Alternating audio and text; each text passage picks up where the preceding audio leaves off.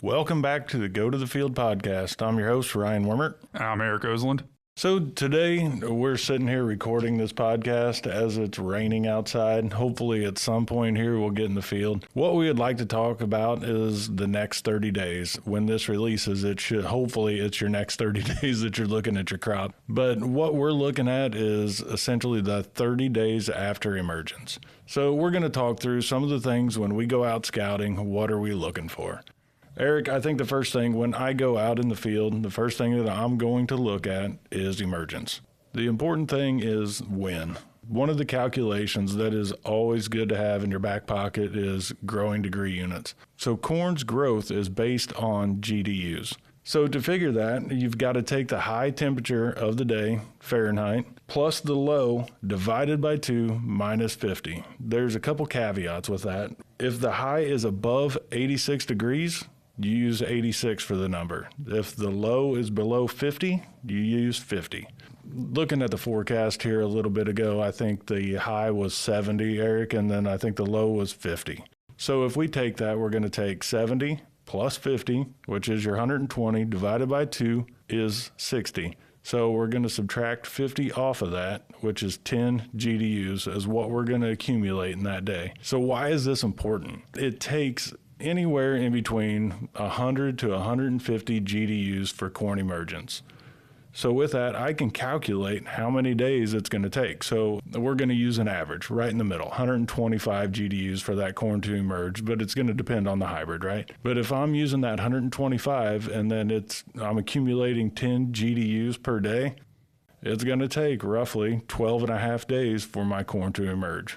So with that, I'm going to start evaluating my stand. I'm going to start counting plants. So I've got corn out of the ground. First, I'm going to look at that and calculate my GDUs, what I've got. Then I'm going to head to the field when I think I've got corn emerged. Obviously, we would, in essence, love to have it all up within a 12-hour period, give or take, just depending on the weather that you get. If you get a lot of rain, that's going to be slowed down. Ideally, we'll have it up in 12 hours, but there may be some other things in the field that are causing that, whether it's different depth, maybe it's oversaturation, maybe there's lack of oxygen, whatever it is that's slowing that emergence down. So we're going to be looking at some of that as well out in the field. So with that, I'm going to start taking stand counts to see exactly what my stand is.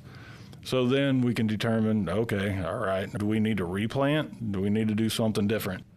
So the first thing I'm going to do, and the other thing that I need to know, is how do I count a stand? Counting off 1/1000th of an acre, which is 30-inch rows, it's 17 feet 5 inches. If some of you are in 20-inch rows, it's 26 feet 2 inches.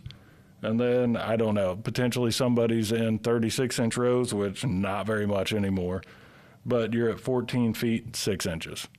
So the easiest thing that I do, a little trick of the trade that I've done for a long time, but I'll cut a rope majority of the time that is at least 26 feet 2 inches, and then I'm going to mark on there 17 feet 5 inches. So when I'm walking down the row, I just drop the rope behind me, I walk to a random spot in the field, then I know exactly how far I'm going to count, and then I'm going to count all the plants within that measurement. So that way I can get an idea of where my population is. Yeah, and that's why we're going to use that 1/1000th of an acre. So when we count those plants, we'll just times that by 1,000, and that'll give us our final stand count estimate for that particular acre. So it's a good practice to do for sure. You know, we want to make sure that the corn that we're putting out there is getting off to a good start. If there are issues, you know, whether it's an emergence issue, we need to address that potentially.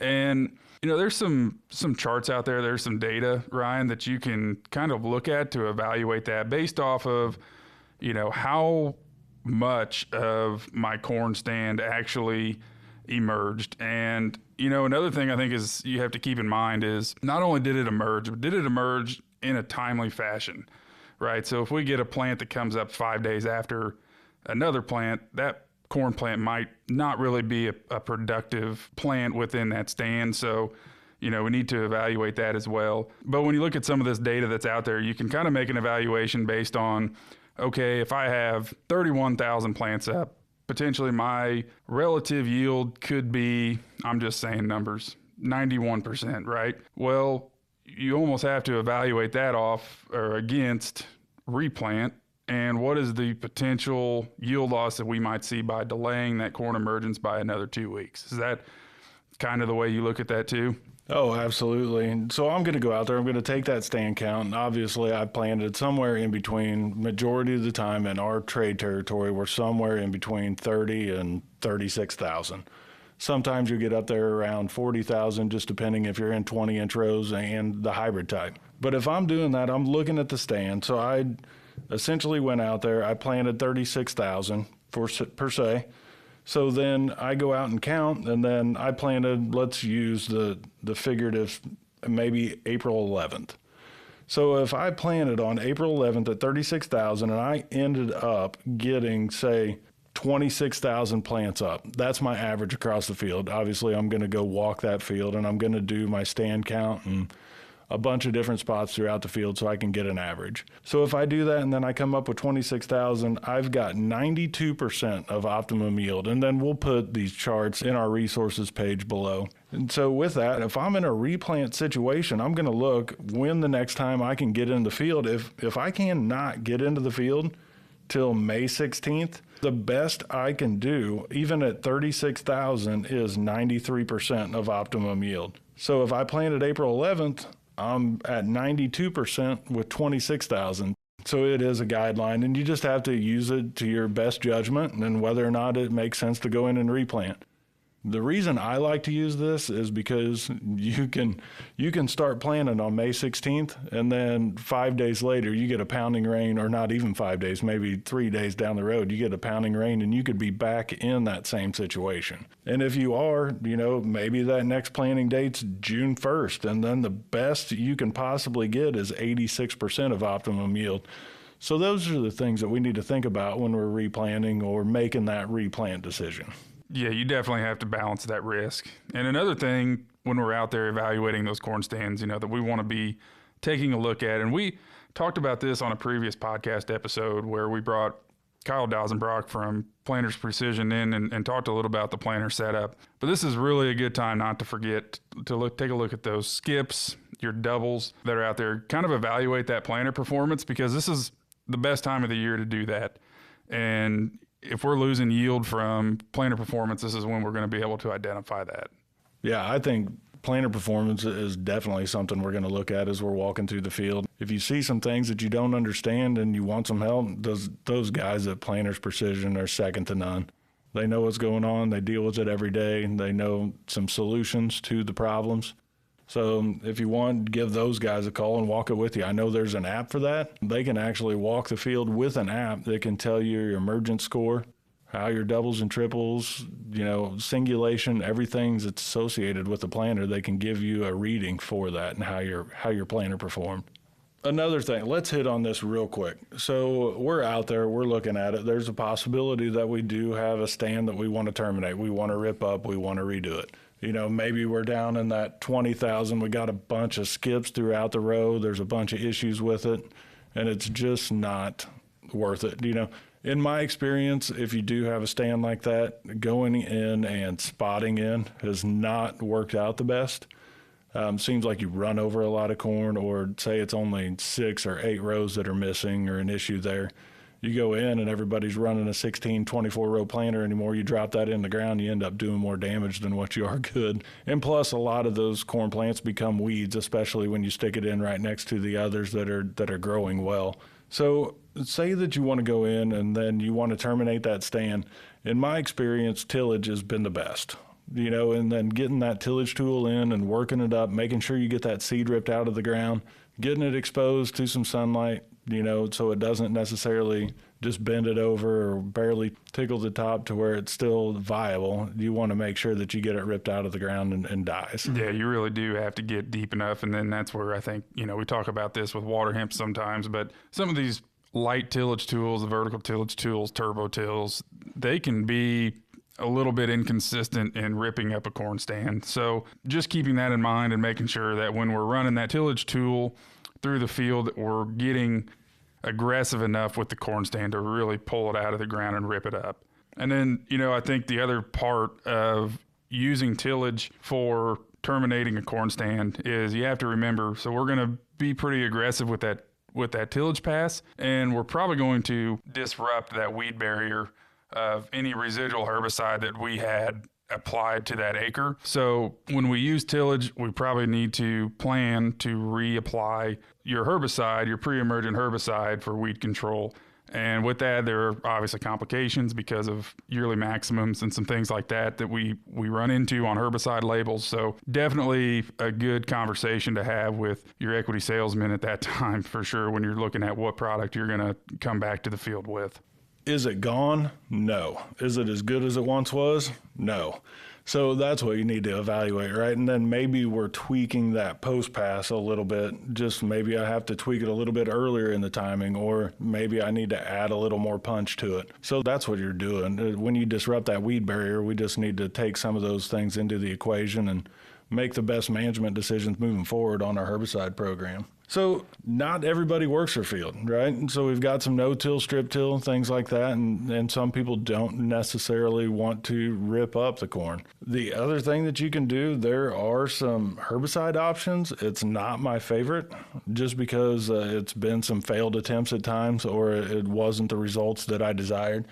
So the other thing that you could do on the herbicide options are there's paraquat and metribuzin. Basically, that's the only one out there that you don't have a plant back restriction on that you can utilize, but still, it's tough to control. That growing point up until V4 is underneath the ground, and paraquat is a contact killer. So you're trying to utilize that and then wipe it off the face of the earth with the paraquat, and hopefully it does not come back, but it could.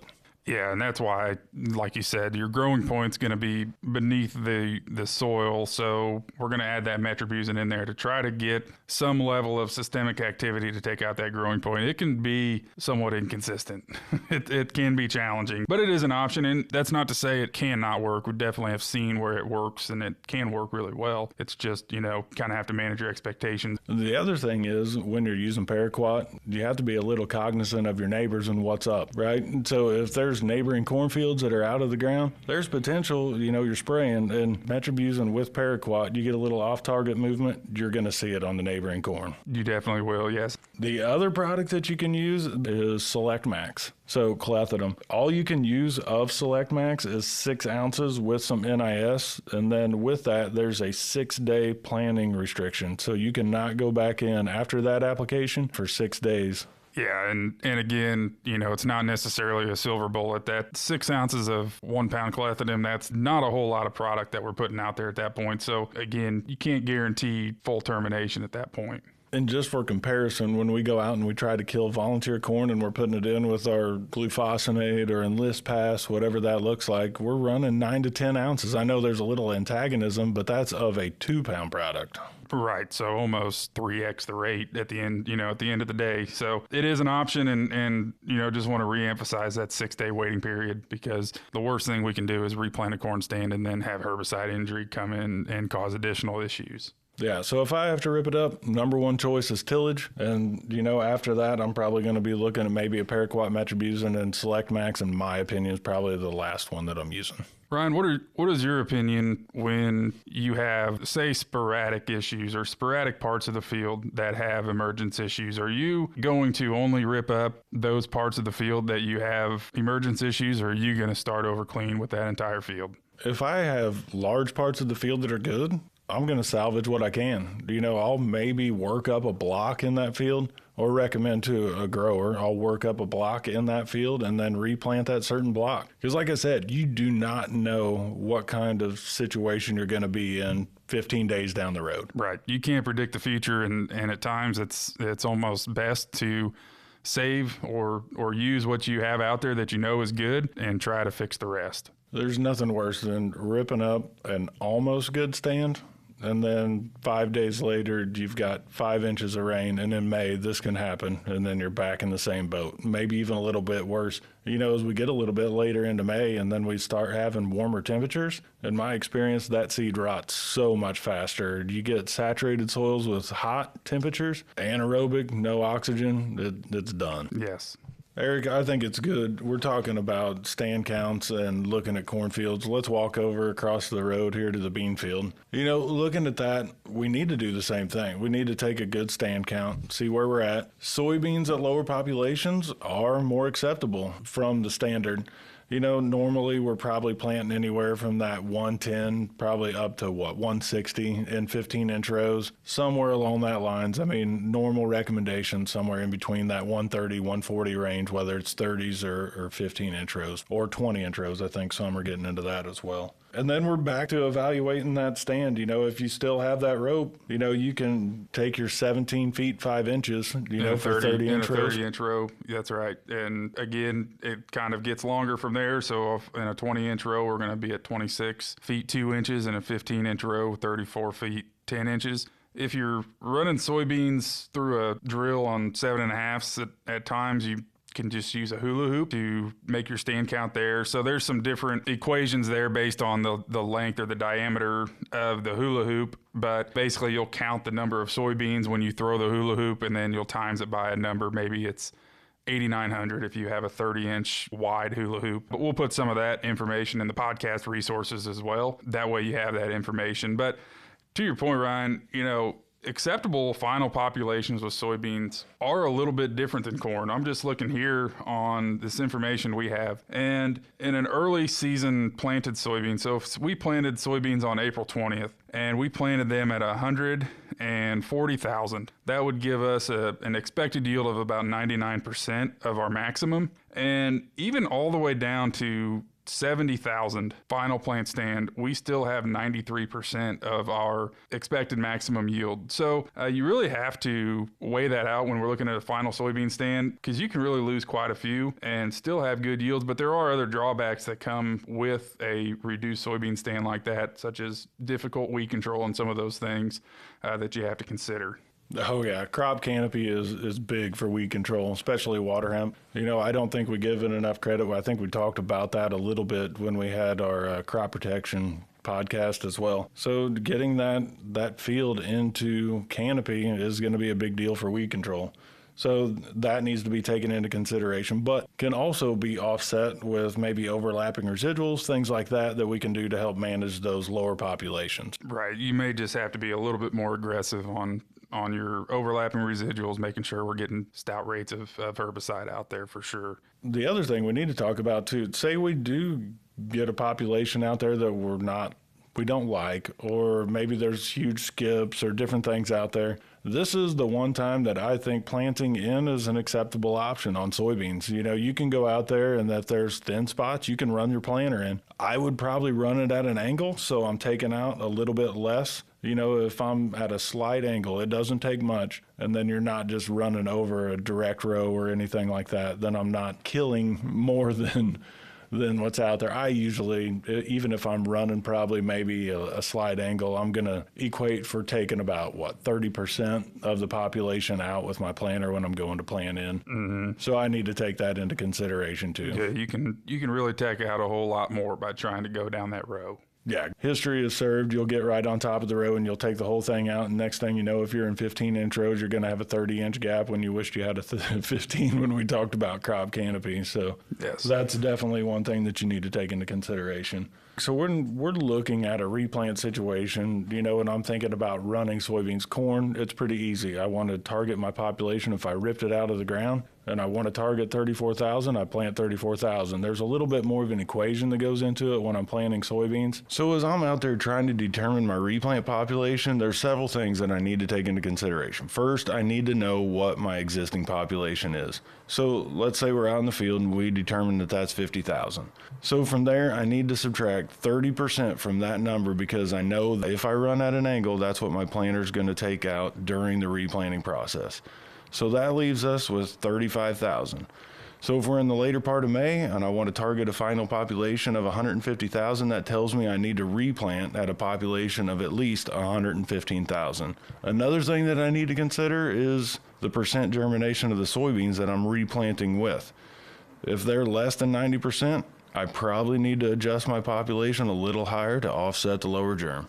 Yeah, there's a lot of things to consider there by the time you take all of those different percentages and put them together for sure. But definitely all things, we don't want to ignore by any means. So after we do that, and then we have our crops established. We've got the corn, it's established, crops going great. Hopefully we've got a good stand in the field, and then we can just move on, look at our in-season management and where we want to go from there. And soybeans the same. Hopefully we get a great stand and we're moving on, and what do we do next? So the other thing, I guess, let's back up a little bit to soybeans. One thing that we forgot to talk about too is damping off. That is something that I'm looking for, is that I'm establishing a soybean stand. So what that is, there's two different diseases out there that can cause you some issues, and it's Phytophthora and it's Pythium. So those two are water molds, and then those water molds will cause that bean. It'll get up a little bit, and maybe it's unifoliate stage, or maybe it's got the first trifoliate out, and that thing will just die. So you can identify it, and it'll have just rotten, mushy roots. There's some issues below ground. There's no hairs on the roots, things like that. You can identify it that way.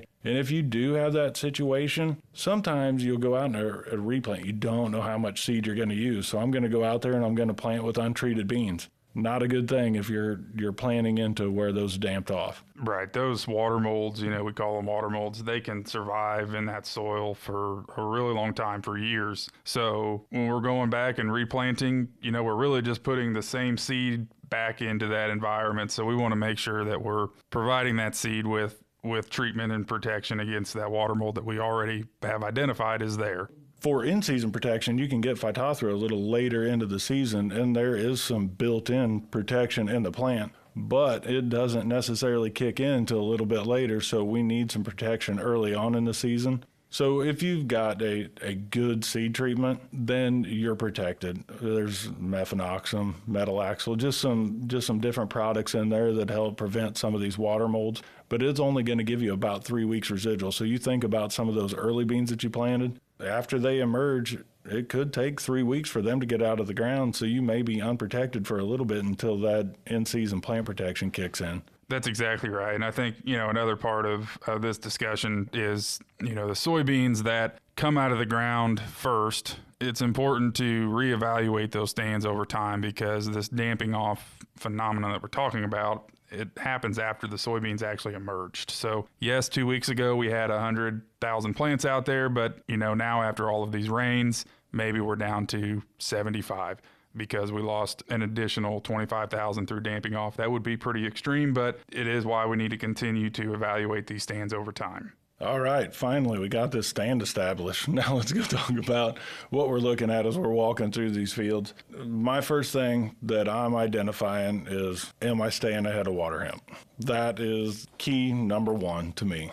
Yeah, Ryan, and we've talked about this on previous episode as well on weed control, but that battle with weeds and specifically water hemp is kind of top of mind, throughout the whole season. And I think the statistic that I always go back to is the research done here in Illinois. It's been a few years, but it doesn't change. But we lose 4 bushels in corn for every inch that weeds grow in that field. So a 4-inch weed competing with corn, we lose 16 bushels in corn, which can be a significant amount. For soybeans, it's not quite as much. It's 0.7 bushels per inch of weed growth. But if you think about that, at 4 inches of weeds competing with your soybeans, we've lost 2.8 bushels of the soybean yield at the end of the season. So it just goes back to how important it is to make sure that we're doing our best to never let those weeds come up in the first place and being aggressive with those overlapping residuals. Oh, and why do we say water hemp? Why do we want to stay ahead of water hemp? Because if we stay ahead of the water hemp, which is public enemy number one, I think we're ahead of our other weeds too,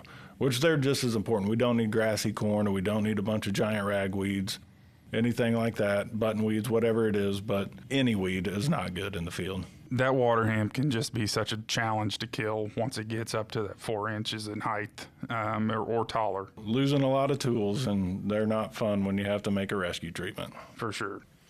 All right, so as we're walking through the field a little bit more, other things that I'm going to be looking for is insect damage. Probably one of the bigger things this year to me is, as we're sitting here wet, watching these fields grow up in weeds, cutworms is ringing a bell to me. There's definitely potential. You know, a lot of these cutworms will feed on existing weed tissue that's out there until corn plants get big enough, and then they're going to attack. So to me, what I'm looking at is my pre-emergence application. I'm probably making a preventative application of some sort of pyrethroid, you know, in that Warrior, Arctic, whatever category, Mustang Max, Baythroid. Somewhere in that arena, I'm going to make an application so I do not have to deal with cutworms, especially since we've had so much weed problems out there this year for our winter annuals. Those cutworms have had a lot of protection, and there has been several significant captures that I've seen on social media and some other places. So they're going to be out in the fields, and like you said, Ryan, they've had a good place to hide here for the last few weeks. So I definitely want to get ahead of those. And it's pretty amazing. It's over several years of walking fields and looking at some of this stuff. They will take some of the corn off. You know, like I said earlier, the corn growing point is not out of the ground until V4. So you'll look at that, they'll cut the top off, the thing has to regrow. But the more amazing thing is when that corn, even as you get maybe a little bit closer to V6, those things are animals. They'll bore up through the bottom of that plant, bore into the growing point and kill it. So it's just best to make a preventative application and not have to deal with the problem. And they can move very quickly. Oh yeah, very quick. And they like to chew when it's cool and cloudy. That's when they'll be on the soil surface. If you go out there and scout for them in the middle of the day, you're going to have to remove some clods because they're going to be underneath the ground trying to hide from the sun. Mm-hmm. Eric, as we head into the field, some other things that I'm looking at as I'm walking down the road, looking at different things, I'm probably going to look for stunted plants. You know, I'm going to look for nutrient deficiencies, things like that. You know, last year I ran into it. It looked like it was a herbicide issue. And what it was actually nematodes. So this particular field had been beans on beans for several years. I don't know, maybe 3 to 4 years, somewhere in there. So it ended up having nematode issues, but it was showing necrosis on the leaves, and it almost looked like we had burned the beans with a herbicide, or it was uptaking a lot of herbicide from the roots. But there's just different things. It's a telltale sign, or I guess, let me back up. It's a little bit deceiving of what the true problem could be. You know, if we have some nutrient deficiencies, maybe I've got some purple corn or something like that. You know, maybe it's some of the herbicide that's coming in from a carryover issue. I'm just looking at a lot of these different things that are in the field that could potentially be a problem. But, you know, it's not, don't jump to conclusions because it may not be what you think it is at first. Yeah, is it poor root development? What's causing the poor root development? Is there compaction in the field? There's a plethora of things that it could be, but I think, you know, from a standpoint of getting out there and looking, scouting, don't ignore those issues. Don't walk past those plants. Dig them up and try to figure out what's going on, because maybe it's part of a bigger issue that's out in the field that we need to be identifying and trying to figure out a way to remedy. You know, there's been a lot of talk around micronutrients and sulfur. Sulfur, I think, is huge. You know, we're not getting as much sulfur free as what we used to. So we're having to, you know, do a lot of soil applications. When you get around that V6 time frame, that's an ideal time to see that sulfur deficiency. If you see it, it's more like a yellow hue to that corn plant. And you look right around the whorl and you're going to see that. So if I'm seeing some of that yellowness in the field and there's a yellow cast across the whole thing, I need to look at that. Maybe I'm going to do a tissue test and see if that is a sulfur deficiency. I know some other things, whether it's manganese, that can look similar to that, but it's going to be some interveinal striping. It's going to be on the newer leaves. So not to get confused, like nitrogen and your potassium are going to be on your older leaves first. They're mobile in the plant. A lot of your micros like manganese and whether it's zinc and also sulfur are not as mobile in the plant. So you're going to see those in the newer leaves first. Sulfur, you know, you're going to see some interveinal striping, maybe an overall yellow appearance. Zinc, you know, you're going to get some interveinal striping, but it's going to be more of a whitish appearance from what I've seen in the past. Nitrogen, you're going to be in the midrib, and it's going to work its way out on the older leaves. Potassium, it's going to start on the leaf margins, the yellowing on the leaf margins, and work its way in. And then phosphorus is purpling. So you're going to see some purple leaf tissue and things like that. And also in the magnesium, I think you can get some purple striping within the veins as well, right? Yeah, Ryan. I mean, it's so important to get out there and look, because if we do identify, say we identify that sulfur deficiency out there, we see that yellowing in the plant, we have an opportunity still early in the season to go out and remedy that. We can apply something like ammonium thiosulfate in a side dress application. We can run that, even with something like UAN 32%, we can put some ammonium thiosulfate in that application and try to remedy that, to make sure that that plant has sulfur now through the rest of the season, because it's not just going to need it early season. It's going to need it all the way through grain fill, right? Oh, absolutely. Yeah, and even if some of the people that are applying urea over the top, if they're making that side dress application, they can put ammonium sulfate, dry ammonium sulfate with it, potentially. So speaking of micronutrients and a lot of things out there, there's a lot of discussion around those. So one that comes up often for us is boron. We know there's a huge importance for boron in the reproductive stages, mainly around pollination. So also we know that boron is mobile in the soil, so it doesn't necessarily stick around, but it's very immobile in the plant. We think that getting it established through the roots is going to be the best form, because it doesn't move through the plant well. So foliar applications are not necessarily the best. So if we can get it to take up the boron through the roots, we'll be better off. So those are some of the things that we're looking at, maybe adding a little bit of boron, whether it's a pint or maybe potentially a quart, in that side dress application to get it taken up through the roots, and then hopefully it'll be in that plant during the reproductive stage around pollination, and we can have better kernel fill.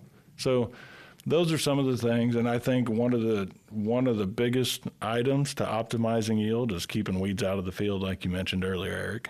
Yes, definitely can have some pretty substantial yield implications. So I think that's, something we want to keep top of mind, especially over the next 30 days. Like we said, we're going to put some of the Replant decision-making tools in our resources page for the podcast. Check them out. Hopefully you can utilize those as you're out there making some of those decisions. And with that, Eric, I think we're done for today. Thanks, everybody.